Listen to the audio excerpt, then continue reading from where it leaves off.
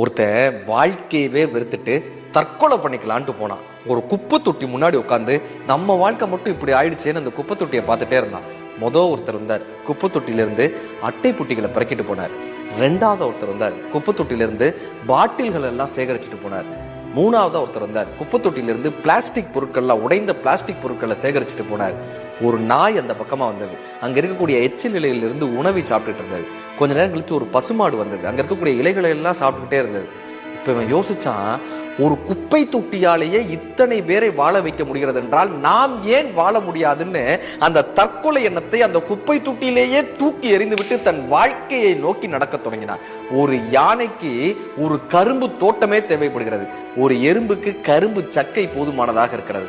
கரும்பு சக்கை கிடைக்கும் போது எறும்பாக இருப்போம், கரும்பு தோட்டம் கிடைக்கும் போது யானையாக மாறிக்கொள்வோம். வாழ்க்கை இனிமைதான்.